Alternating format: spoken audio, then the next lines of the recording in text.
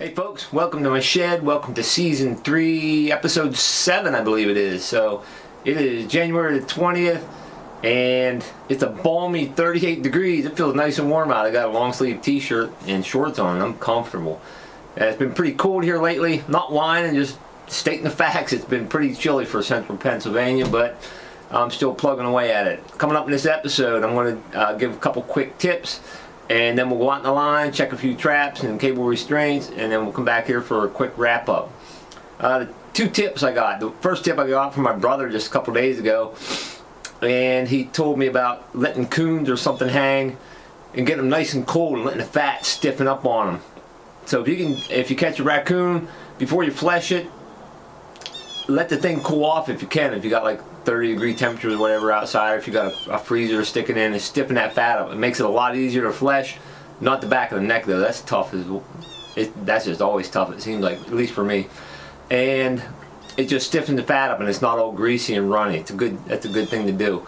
And another tip is, if you think that your canine sets, if canines aren't smelling your sets, especially in the cool weather, wait for a warm up. If you get them full of coons and possums, you got no problem with your lure. If they can smell it, the canines can smell it. So don't try to over lure and overpower a canine's nose, because they can smell the stuff. And oh, I forgot, a couple guys wanted me to do a quick video on setting cable restraints. It's just the weather here has not been very cooperative. It's just been cold, and I haven't gotten to it yet, so I apologize, and hopefully get to that before the season ends anyways. I got less than a month left to go. So let's go out in the line, check some traps, and then we'll come back here real quick. Alright, I'm not exactly sure, but I think I saw a set of ears in the bush over here where I have a coyote cable restraint. So this video could be a bust, or it could be exciting. I haven't caught a coyote for a while, and haven't caught one in a cable restraint yet this year. So I'm going to get out of side by side here and go check this out.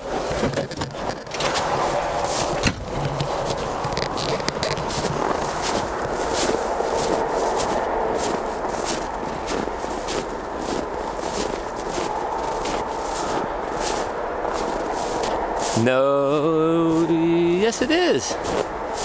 I do got a coyote in a cable restraint. That is my first coyote in a cable restraint. Not very happy. I don't blame him. I have a couple of sets up here, a couple footholds, and I saw tracks by it. And I looked down here, and I thought I saw a set of ears in the bush here. And sure enough, it's a nice coyote.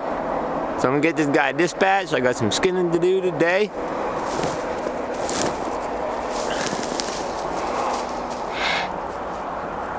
And I'm looking at the cable. That's that 1x19 cable. He's got it chewed up pretty good, but it's not frayed really bad. I'll get a better look at it once I get the guy dispatched here. It's got some cool coloring on his face and stuff. So I think it would make a neat mount, but I don't have the money to do a mount right now.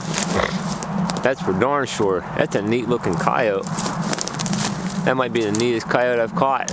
Color wise, it's got real dark patches going down the front of its legs.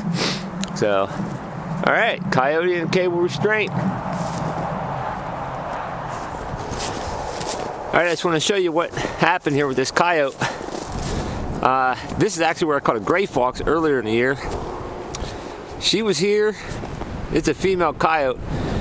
She was by a set right over there, and she just didn't, I mean, she was really close to the traps. It's another 2 steps, she would have been on my trap. Not sure if it would have fired, but, and then right here, really close to my set. You can see tracks all over her. But then down here, I actually came earlier, and I made myself a little trail through this brush right here. I stomped this down with my own feet, and I put a fox cable right here. It is freezing out here. My buddy Matt from Pennsylvania Farming, he said I need to name this episode Cold Weather Trapping. But I put a fox cable right here, and then right up here I put a coyote cable, and it paid off. She come right through here after messing around with my sets. So, the neatest looking coyote I've ever caught color wise. It might not be good for the fur market, but She was chewing on this cable, but it's not frayed at all. That 1x19 cable, it's all chewed up, but no fraying whatsoever. So I'm gonna get this girl out of here and finish checking my traps for the day. Well, here's the coyote from this morning. This is number 11 for the year. But my first one in cable restraint, definitely the neatest looking coyote I've ever caught. I mean, it's cool looking. I don't know, I don't think it'll do real well on the market. I'm not sure. Bigger coyote, definitely bigger. Got a scale. Maybe I'll put her on the scale here and see how much she weighs. Female. And I'm thankful I got a shed with a wood burner. It is cold outside, freezing cold. Warm in here, and I'm glad I got that skinning machine set up. So I'm gonna get this girl skinned out and put up on a stretcher. Well, I'm not sure what I have here. I'm gonna put my light on a little more powerful. But it's been pouring down rain, but I got something up here. I see a set of eyes, so we're gonna figure this out together. Probably in a possum. Hard to tell. Yeah, one possum. That was exciting for a while anyway.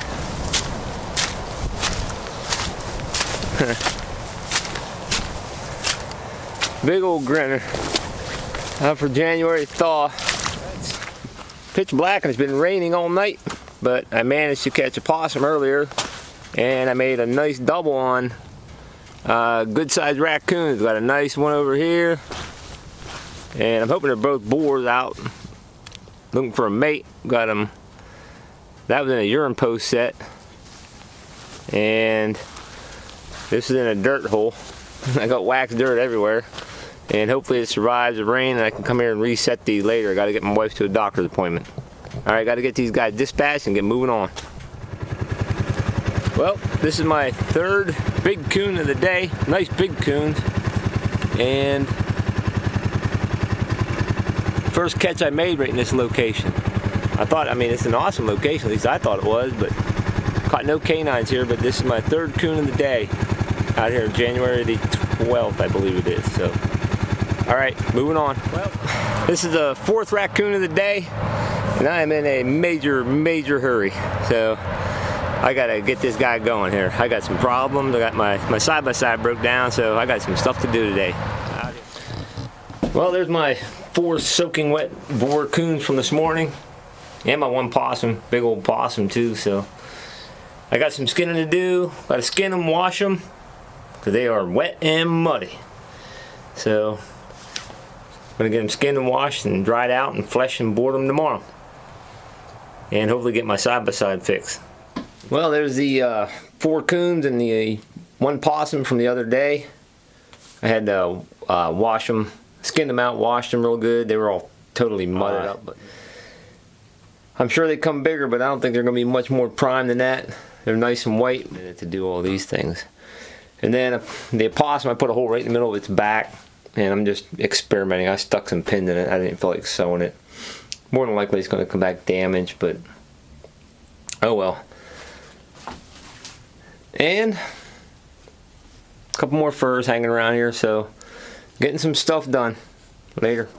Good morning, everybody. It is January the 19th, I believe. And it's actually about 18-19 degrees today. It feels warm. And if you watch all my videos, you'll maybe recognize that little P post right there. I don't want to get too close to it. That's where I caught my fisher. And this morning, finally, after a lot of time trying back here, I know there's fox back here, there's tracks everywhere, but I have finally caught a gray fox back here in these pine trees. So this makes nice sized gray fox too. Caught it, basically that's a cubby set, and I had it set initially for fisher. Never caught a fisher in season, but I figured I'd let it set here because there were gray fox tracks all over the place here. Even some reds, but a lot of gray fox tracks. It took a while, but I finally caught one. So I guess, I don't know, it warmed up a few degrees. It's been 0 and below, and I don't know. This is when I caught him, when it warmed up a little bit. So I'm gonna get this guy dispatched and remake this set and head on down the line. You can see I got a nice deep pad catch on the MB 550 right there. These are the kind of critters, this is why I'm setting low pan tension, and I've only missed like 1 or 2 animals this year with the low pan tension. I did make a couple 2-toe catches on coyotes, but I think I missed 1 or 2 things this year so far. Everything else has been deep pad catches except for the 2-toe catches. Well, here's the gray from this morning. Nice looking fox, really big, good sized gray. And it's a male. Gonna get this guy skinned out and then hopefully get a video posted up online. Okay, here we are back in the shed. I hope you enjoyed the segment out in the line. I'm just going to show you a few of my furs here. Let's see, here's the gray fox cut yesterday in the cubby set, and it's pretty nice gray. I mean, I read a lot about furs going downhill right after the new year and stuff, but this thing's got really nice fur. There's no rub marks or anything on it. Same way with the raccoons that I caught. They were good. And I haven't. This is the last coyote I caught. This is the one from the cable restraint. Probably won't do real well on the market, I think, because it's darker brown and stuff. But it's the biggest coyote I caught of the year, definitely by far.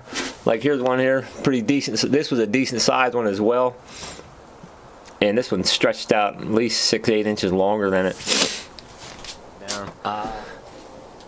Got my big batch of possums here, some more fox and stuff. But here, the coon that I caught, the 4 coon, they're all about identical. They all stretched out to about 34 inches. So if I'm reading the NAPA website correctly, they'll be like 3X's. So the fur seems, well, that one just plummeted to the ground. The fur seems really good on them, honestly. I mean, for middle of January catches, definitely they were out rutting around looking for some females. So hopefully I'm doing a good job stretching them. And then here's the 2 coons I caught earlier in the season. They're a couple inches shorter than these ones. But the fur is good on those late season coons. And that's about it. So I hope you enjoyed this video. Hope you enjoyed this episode. And hopefully I get at least one more out with some catches in it. I got a little less than a month to go, so keep driving on here. Thanks for watching. Thanks for your subscriptions. If you want to subscribe to my channel, just hit the subscription button, and if you click the little bell next to it, that'll let you get alerts to when I post a new video. Thanks a lot for watching, and hope to see you next time. Bye.